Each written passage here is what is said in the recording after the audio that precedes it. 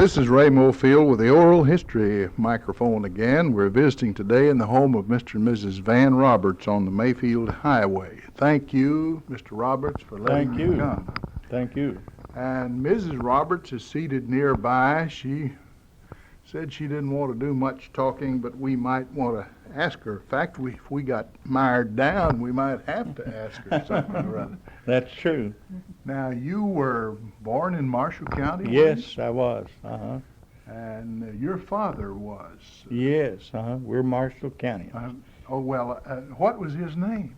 Beulah Roberts. Beulah Roberts, and then his wife, your mother? Was Marcella Dempsey before she married. Marcella Dempsey. Mm-hmm. Well, that's certainly a famous name, isn't Yes. it? In boxing, Jack Dempsey. Yes, my grandmother, on my mother's side, was offered a reservation in Oklahoma, but she refused it. She was part Indian. Mm-hmm. Well, many of those people who were shunted off out there, probably a little bit on the heartless side as we look back at American policy, they awakened in later years and found they were had been given a lot of oil wells. Yes, they struck it rich. That's right. I knew a man over at Carmi, Illinois, and they had done his grandfather that way, and of course he lived and died and never did know about it, and his son with him, and then the grandson came along, and they were pumping 1,000 barrels a day off of his land. Mm-hmm. So he was a millionaire many times over. I see. All right, now you're born in the county. Your father was a Roberts, of course, and your mother was a Dempsey before she married. Right. Now, were you born in Benton or I out was in the born county? at Harvey. Oh, out on the highway toward Mayfield. About 5 miles from here.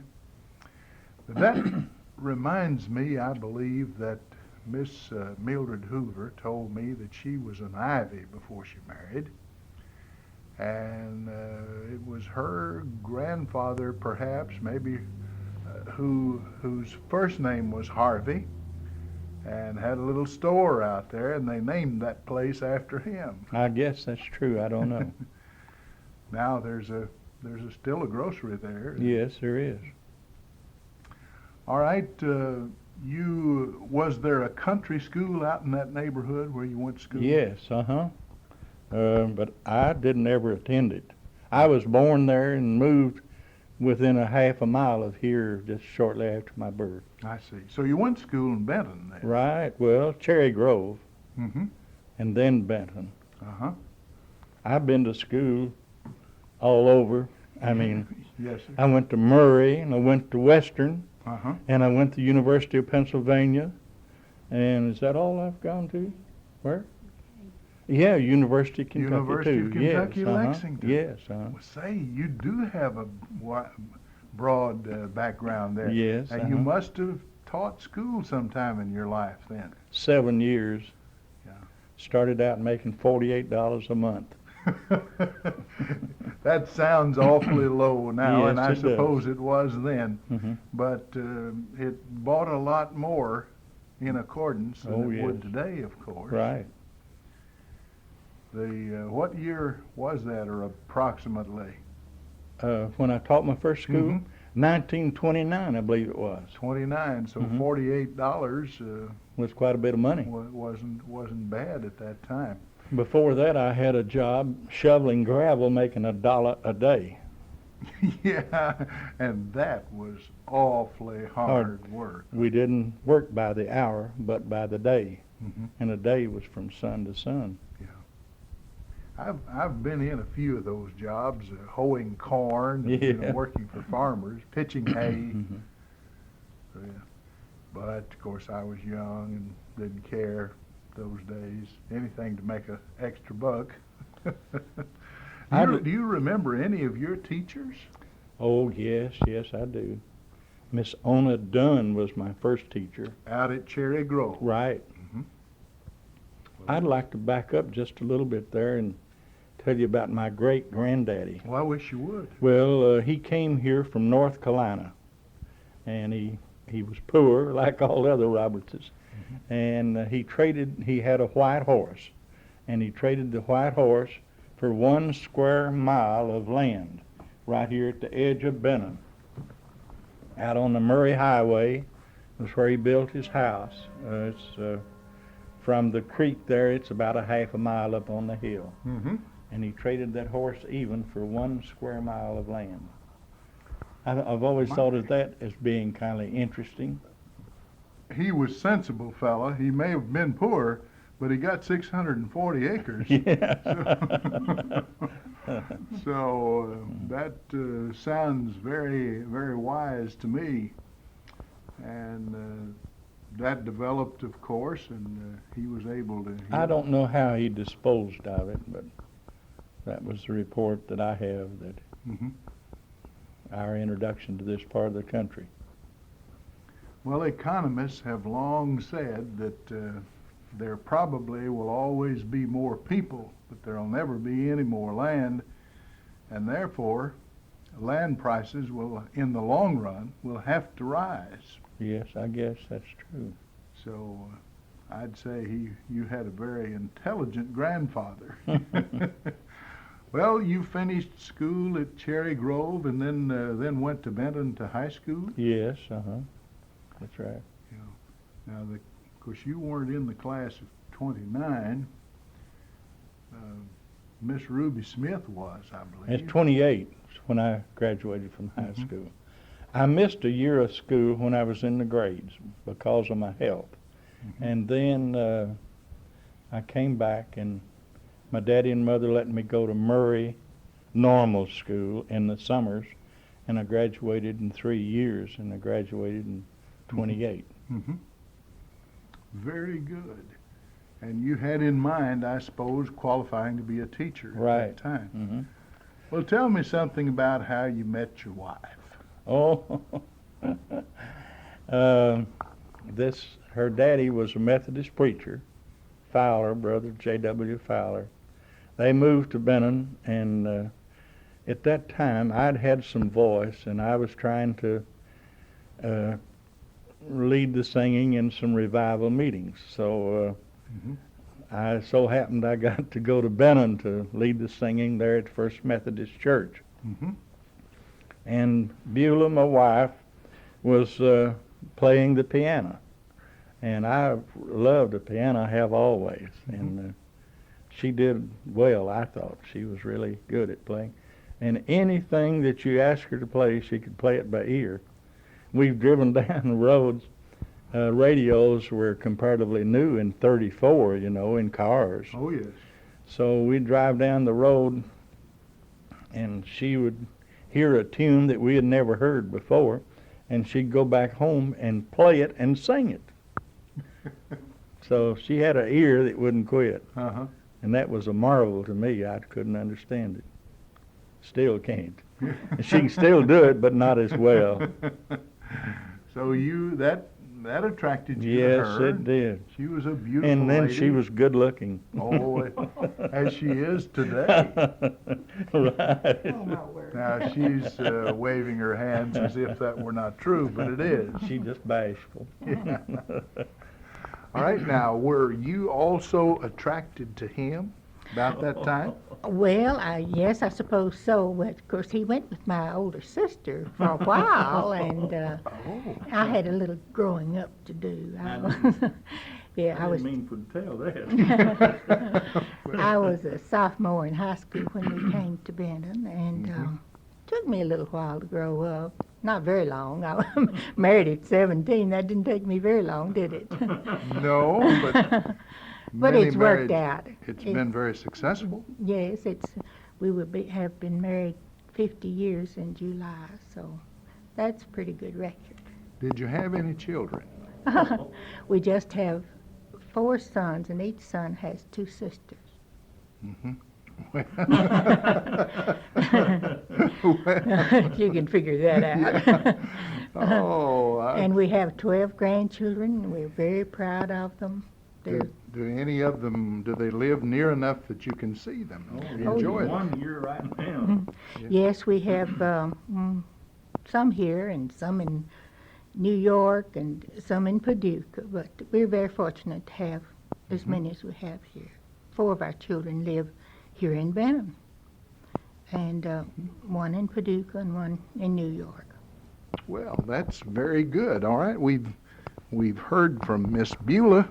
She has beautiful taste in antiques, Oh, yes. flowers. Kept me broke all these years. Yeah. Quite the opposite. I've gone to all these auctions and yard sales and saved him a bushel of money. Yeah. There's Well, two sides to everything. well, I guess so. I read in the paper about if you would just buy thus and so, you'd save $1,000. Oh, yeah. Of course, you spend $5,000 to do it. But all right, you went to Murray and you finished there, and then you went to all these. What took you to all those other places? Just some graduate work? Or? Well, I taught school 7 years, and I'd like to relate that in the first school was Cherry Grove. Well, maybe I should go back to Mr. Charlie Vaughn. There was a mud hole just this side of my daddy's house, and I was hauling sorghum stalks and putting in a mud hole, and you could hardly walk along the road there. You had to get over to the garden fence to get by. Mm-hmm. And Charlie Vaughn saw what I was doing, and he said, Van, he said, we've had 2 or 3 ladies run off from Cherry Grove. Said, why don't you go to school and get a certificate and teach? And that really appealed to me, set me going. Mm-hmm. So that's what I decided to do. And I had public school music under Nell Gooch Travsted at Western State Teachers College.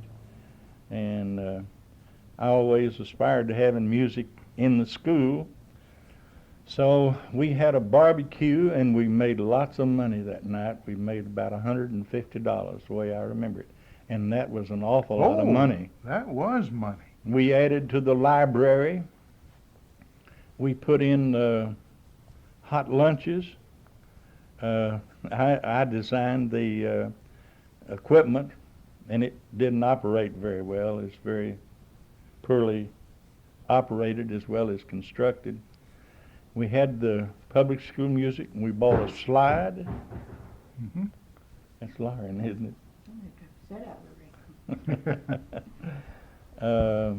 We really did well, and we got a little of attention, and Dr. Little at Calvert City asked me about working with the health department.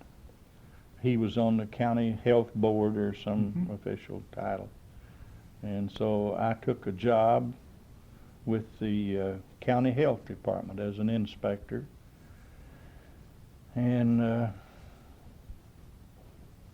after inspecting for a couple of years, well, let me tell you something else. I always like to do things that got a little attention. They had all these clinics for children and for people, and so I had the idea as a sanitary inspector of having a clinic for dogs and having them vaccinated against rabies. So we had the first rabies clinic, Dr. Goff and I, there on Poplar Street in Benton on a gravel street. That sounds sensible to me. We did, and that idea has spread countrywide. Mm-hmm. Herbert Ager was the editor of the Courier Journal at that time, and he took note of this, and he wrote an editorial on it. I had done one other thing that he liked. There on Main Street in Benton, the businesses on the west side of the square, at the back of their stores, had old coal bins. Yes. And it looked very rough back there. So I got with those merchants, and we cleaned that out and put in a parking lot at the back. Mm-hmm. And so Mr. Ager, he noted this in his editorial, And he said, may his tribe increase. Mm-hmm. So I thought, well, I'll have a lot of children. Oh, that's a famous line from Abu Ben Adam by Lee Hunt about the individual who said, I love my fellow man, and the angel wrote him down as leading all the others who love God. Yeah. So may his tribe increase is Yeah. one of the great lines from English poetry.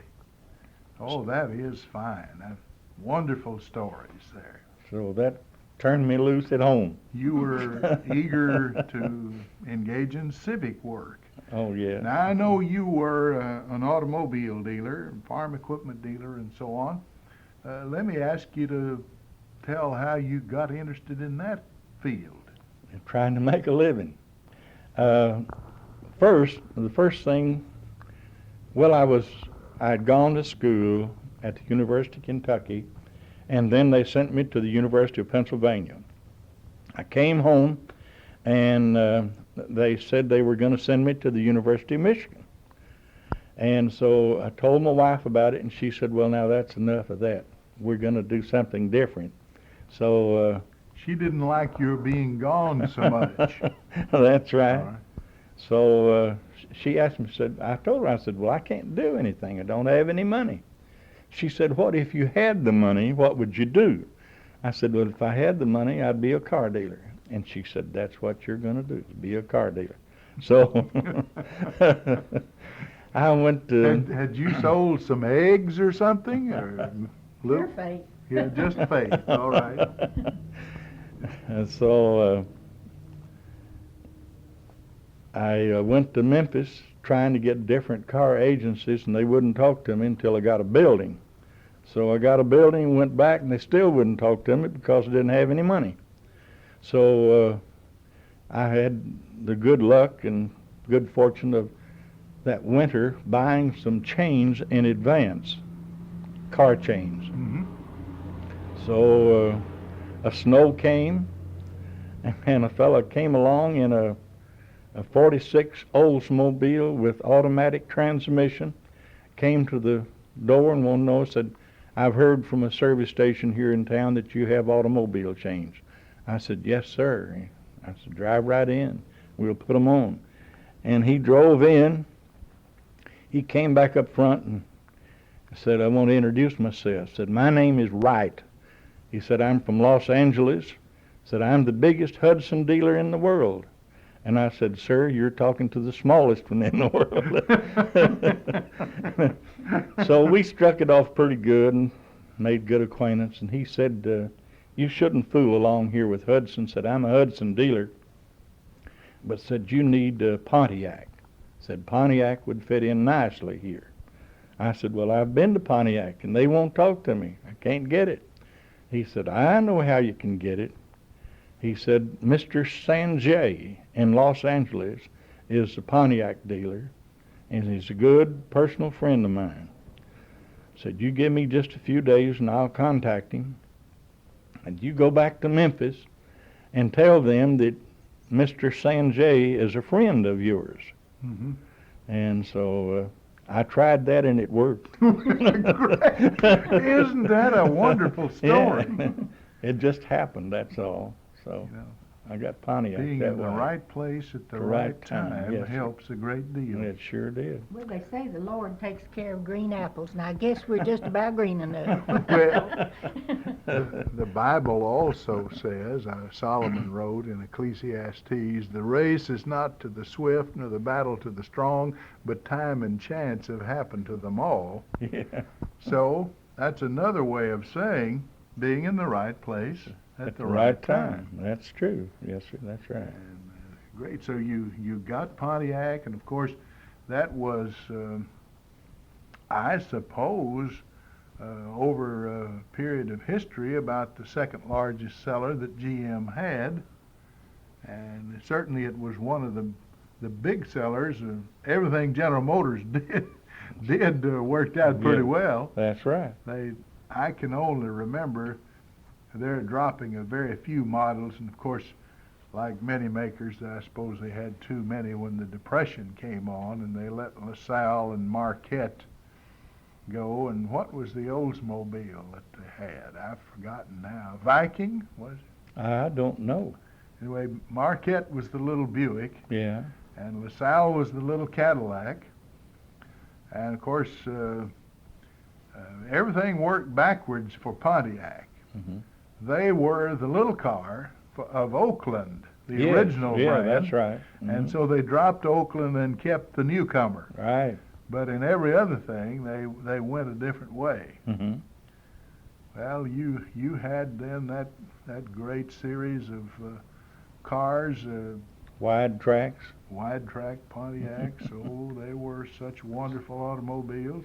They made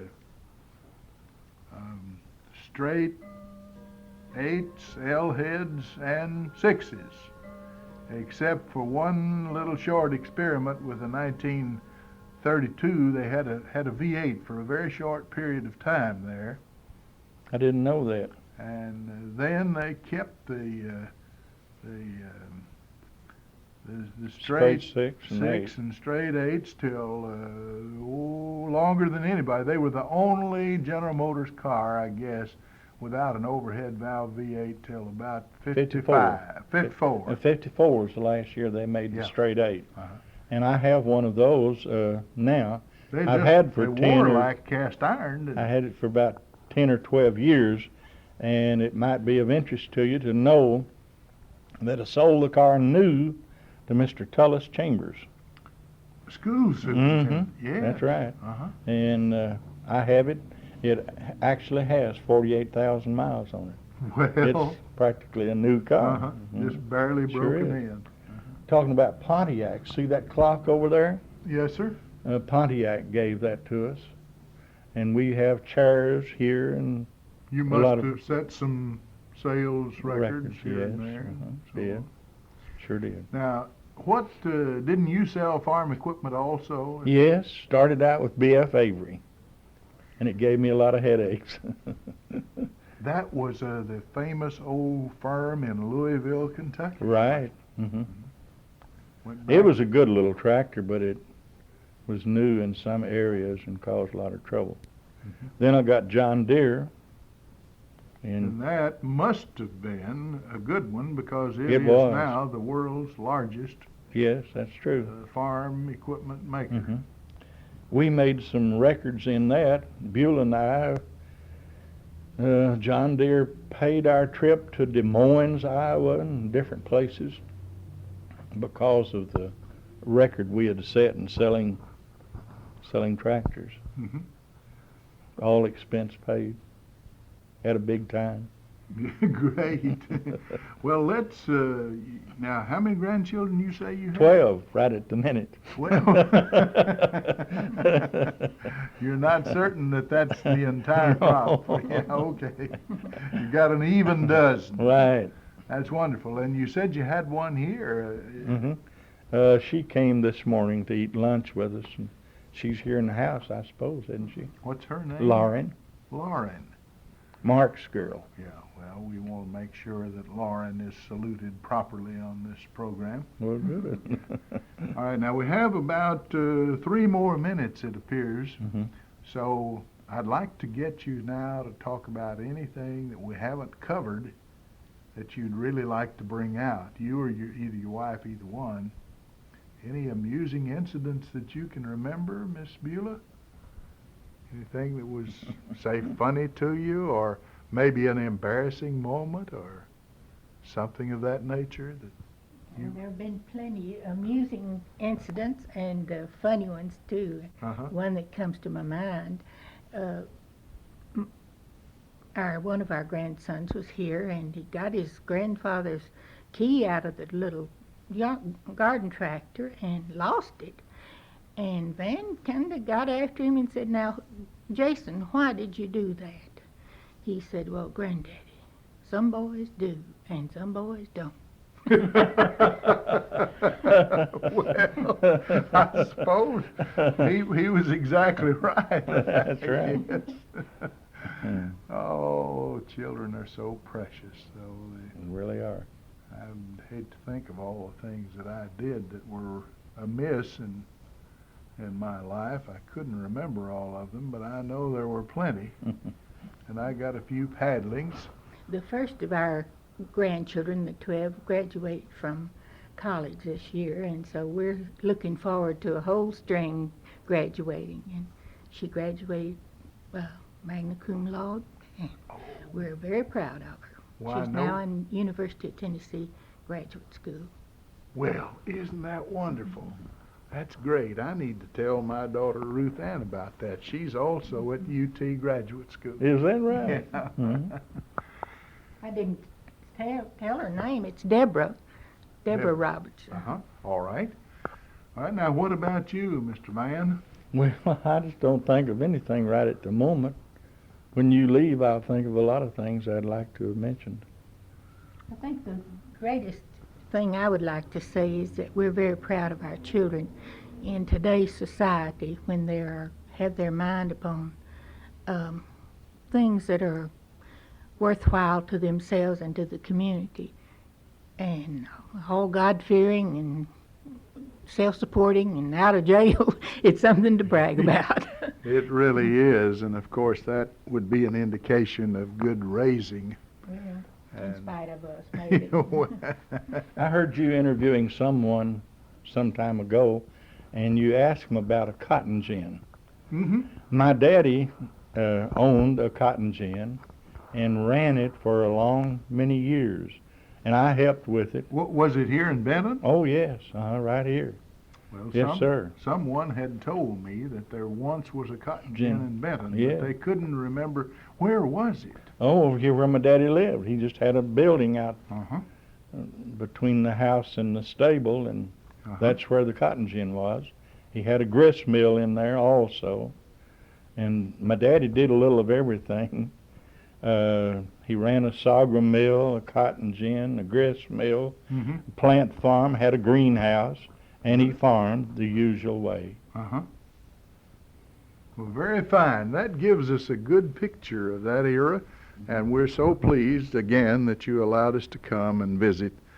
I'm Ray Mofield, and this is the Oral History Broadcast.